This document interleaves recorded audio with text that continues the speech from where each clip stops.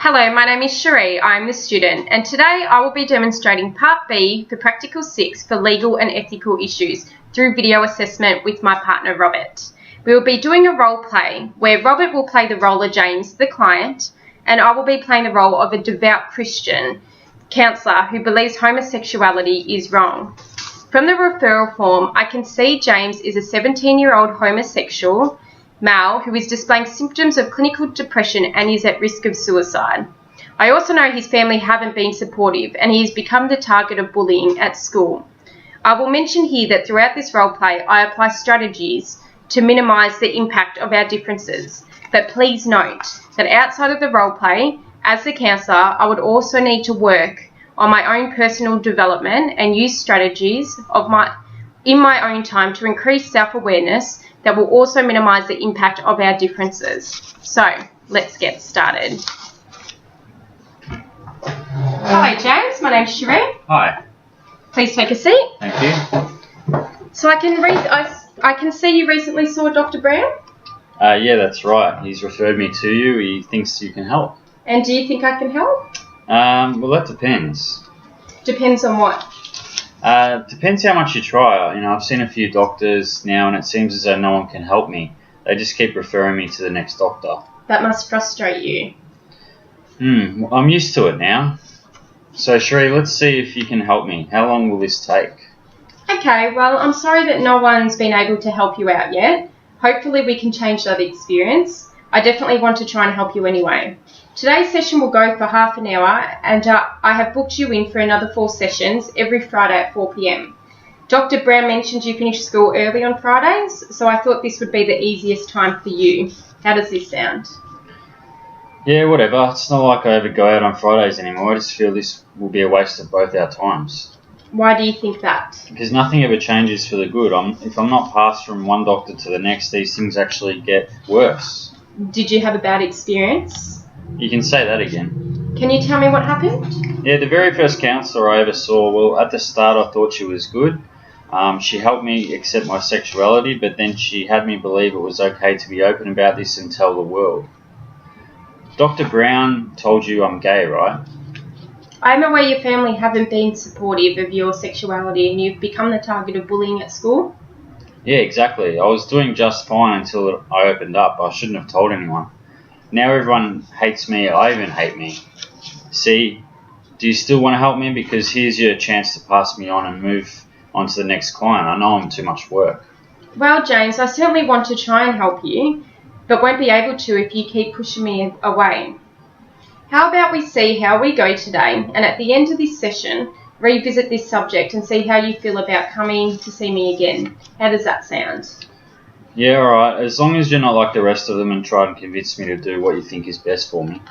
I don't want to tell you to do what's best for you. I'm sure you know what's best for yourself. Okay, good. Just before we get started, I want to go over a few things. Okay, what are they? I just want you to know that what you do tell me will be in confidence, okay? Okay, so you're not going to involve my parents or school or anything? No, but there are some limits to this confidentiality. What are the limits?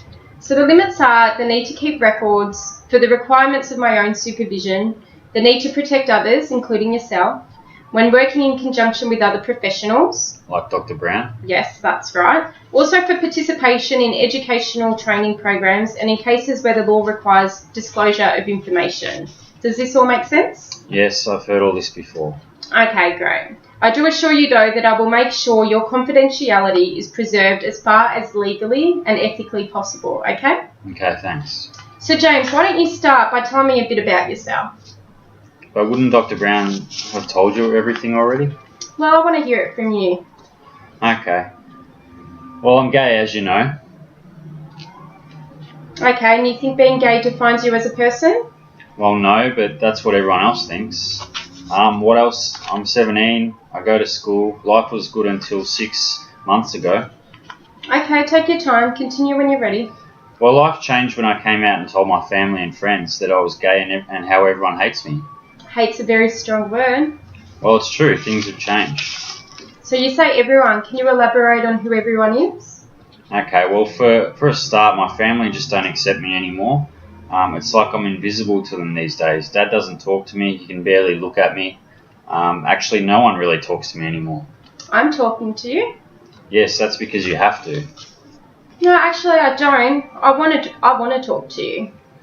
Okay, well, everyone except you. I just wish it wasn't like this. And like what? I just wish things went back to how they were. I thought things would get better when I was open about my sexuality and stopped hiding it from the world. I thought I'd get rid of a big weight off my shoulders, and it backfired. Now I'm so lonely and so sad, I don't know what's left for me. What's the point in living? James, I'm wondering if you have thought about committing suicide. Yeah, I have. I think about it some days. Earlier this morning I thought about getting some pills and overdosing, but instead I came here. Well, it is very sad for me to know that you have thought about killing yourself, but at the same time I'm very happy you found the strength to stop that thought and come here instead. Have you attempted suicide in the past? No, I haven't. I just think about it a lot when I'm having a bad day. Dr. Brown prescribed me antidepressants. I've been taking them for 2 weeks, and they help a little bit, but just not all the time. And what makes you have a bad day? Well, school's not much fun these days. Why is that? Because since coming out, there's this one guy in particular who's been bullying me. And what does he do to bully you? He calls me names and just harasses me. And before you ask, yes, I've been to the teachers and they know what's going on. Apparently there's not much they can do, and I really don't want to make things worse. Okay, so when you get bullied at school and have a bad day, you think about suicide? Yeah. Is there anything else that makes you have a bad day? Yes, when I fight with my parents, well, mainly Dad, he's the one that starts the fights. And how often do you fight with your parents? Probably about once a week.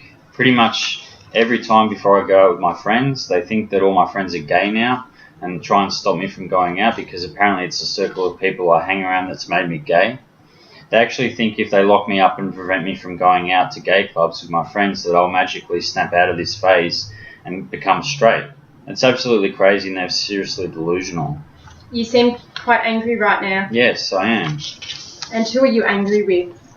Myself. I wish I didn't put myself in this situation. So you are angry with yourself and you want to punish yourself by killing yourself? Yes. After yourself, who are you most angry with? Dad. Just Dad? Well, I'm really angry with Mum. She just goes along with Dad. She's always been like that. I'm also angry with Matt. Is Matt the one who keeps bullying you? Yeah, he bullies everyone. I see. So you were most angry with your dad and Matt? Yes. James, you mentioned earlier that you have accepted your sexuality. Yeah, that's right. I just wish everyone else could accept it too. So why are you so angry at yourself? I don't know. I'm wondering if all this anger towards your dad and Matt you are turning inward and that's why you want to punish yourself. Maybe. Well, why don't we explore what your options are? What do you mean? Well, you agreed you were contemplating suicide as a form of punishment. Let's explore this option further. So you're not going to try and convince me suicide is not right? No. You told me you didn't want me to do that. Plus, you're a smart boy. I think you'll make the right choice for yourself. Okay. So, what are the advantages of killing yourself? Well, I won't be sad and lonely anymore. I won't have to deal with this depression every day and everyone will realise that they haven't treated me well. Okay, and what are the consequences? Okay. Well, I'll be dead, so I won't get a second chance. Nothing will get worse, but nothing will get better either. I'll never have again the happiness I once had. Okay, good. And how does this make you feel? Well, either way, it's hard. I want to be happy. It's not like I want to just die. I just don't want to be sad anymore. I want Matt to get off my back and Dad to actually care. To be honest, I know school will be over in a few months, so I know Matt won't be a problem soon. But I'm just so sad about how much my relationship has changed with my dad. And what would you do to be happy again? Anything. That's why I'm here. Well, that shows great strength. If you think so. So you admit a consequence of killing yourself means that you will never get that chance to be happy again. Yeah. James, when you are having these bad days, is there anyone in particular you call or can go to for help? My best mate, Tom. Okay, that's great. So Tom has been a great support to you in these last 6 months? Yeah, he has. Tom's gay too. I met him around 2 years ago and we're really good friends. He understands the troubles of being gay and coming out because he's been there himself. It sounds like you have a lot in common. Yeah, we do. However, his family accepted his sexuality, but all the same, he's been my rock and he can lift my spirits when I'm down. He's the only one that actually convinced me to seek help again. He knows how hard this was for me after my first experience. Well, I'm glad you have a friend like Tom who cares so much for you. I know, I'm very lucky. Does Tom know you've had suicidal thoughts? Yeah, he does. He just thinks I'm going through a bit of a rough patch at the moment.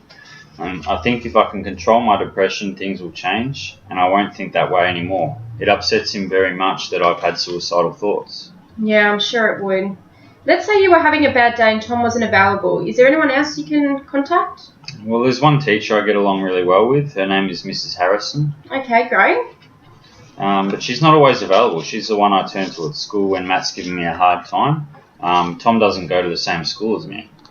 Okay, but it's good to know you have someone at school you can rely on. Yeah, for sure. I'm wondering, James, if we can make an agreement here. What sort of agreement? Well, when you leave here today, between now and next time we meet, if you happen to have a bad day and have strong suicidal thoughts, that you will not act on these before coming back to counselling. Okay, I think I can do that. Now, if you do have a bad day, I'd like you to turn to Tom. You said he can lift your spirits? Yeah, he does. And if Matt gives you a hard time at school, I want you to speak to Mrs. Harrison. Okay. And if none of them are available and you experience very strong suicidal thoughts, I'd like you to call me. How does this sound? Yeah, good. I'm hoping this week is better. Dad won't be home too much, so we won't butt heads.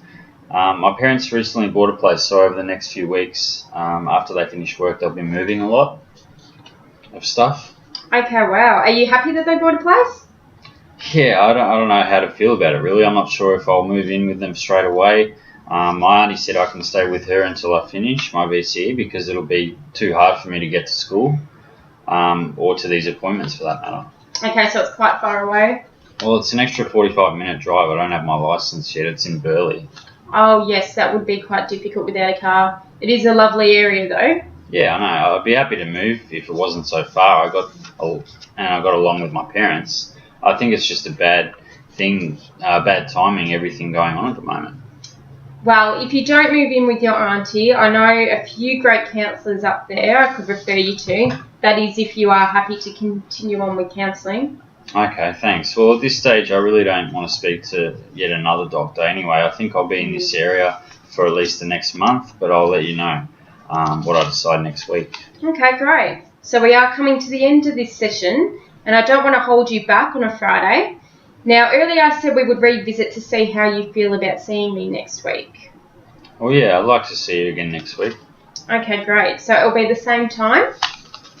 Yeah, that sounds good. Thank you for today, and thank you for not judging me or telling me what to do. It's my pleasure. Enjoy your weekend, James. Thanks. And that is all.